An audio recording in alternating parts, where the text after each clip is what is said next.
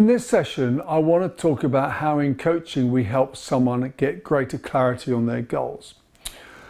Very often when they come into the coaching sessions, there's a very vague idea of where they want to get to, but it's not really very detailed, and it's all a bit, and I fancy doing a bit of this and fancy doing a bit of that. And actually, we've really got to have much greater focus. To misquote Alice's Adventure in Wonderland, when Alice asks the Cheshire Cat directions, the Cheshire Cat says, well, if you don't know where you're going, any road will take you there.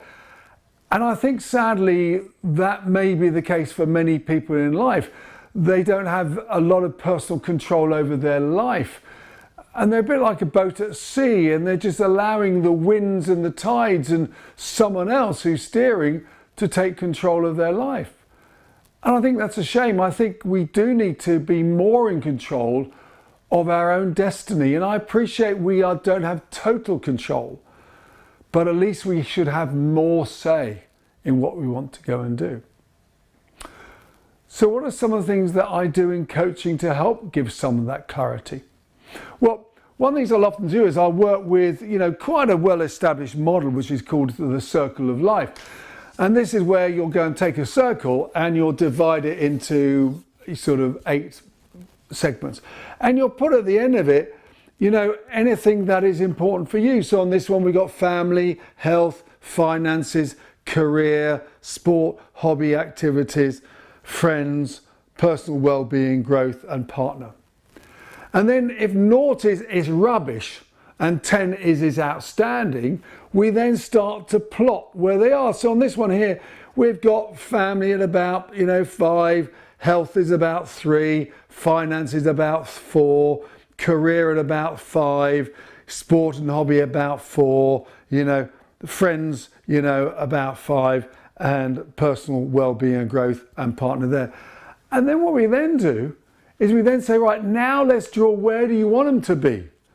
And so therefore we may do this. We may say, well, actually I'm quite okay there. Actually, I want my health to be better. Finances, I need to be out there. Career, I want to be a little bit more there. Sport, hobby, I don't really have much care for. Friends, I want to come a bit more out there. Personal well-being, I'm feeling rubbish, I want to be out there. Partner, I need to be out there. So now we start to draw a new line. And we start seeing where's the biggest gaps.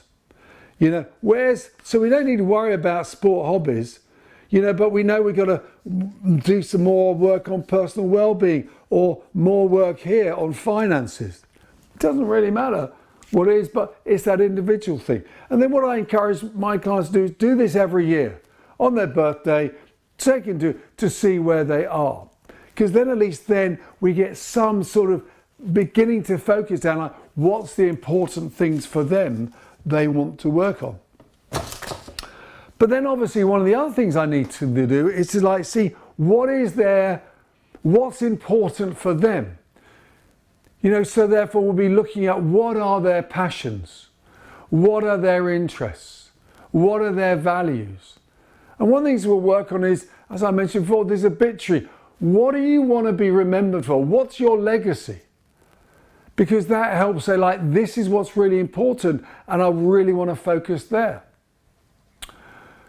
And then what we then got to go and do is we then got having now got maybe 3 or 4 things, we've got to go and sort of really dig into each one of those in a little bit more detail. And I use what's called the 5 W's. This is the laddering up of objectives. So let's say they put something there and I say, well, why is that important? What does that do for you?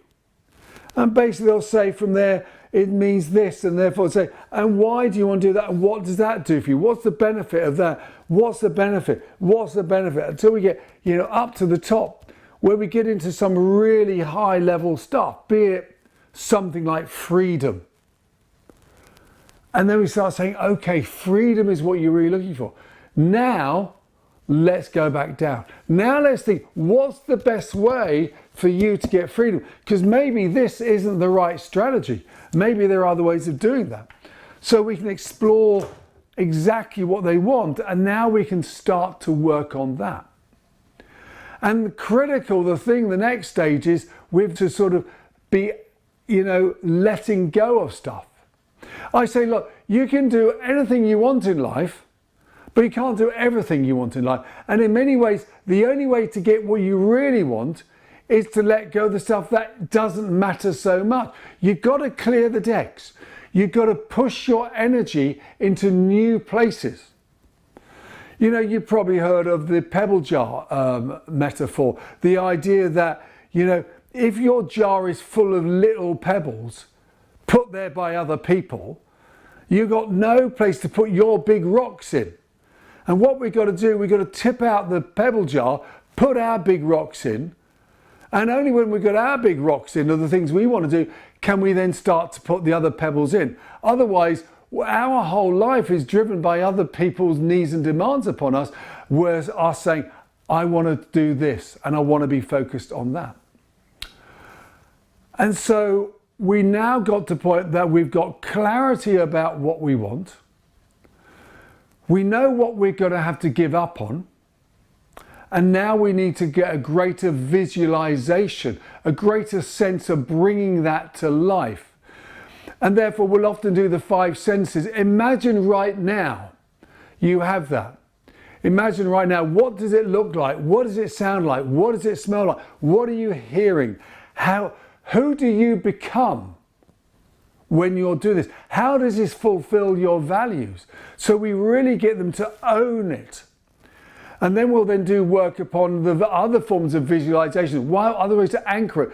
Be it a song, be it a poem, be it a quote, be it a mood board. It doesn't matter, but something they can revert to every single day to remind them what their focus is.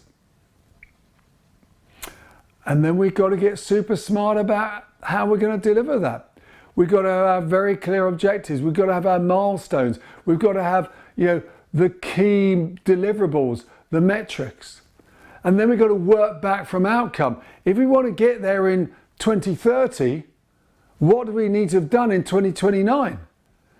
And what do we need to do in 2028 to make sure we meet our 2029 objectives, etc., coming back. And then obviously, what we then need to go and do is to work on the delivery of that. So our job as coaches is to support to outcome, to be with them, to make sure they're delivering what their promises are, and also to be them when things don't quite go as well as we want them to, and to rebuild their confidence and belief that they can do this. And maybe we're going to hit some walls, in which case we've got to find new strategies to get around the wall, to get under the wall, to break the wall down. That's what coaching is all about, working to a set outcome.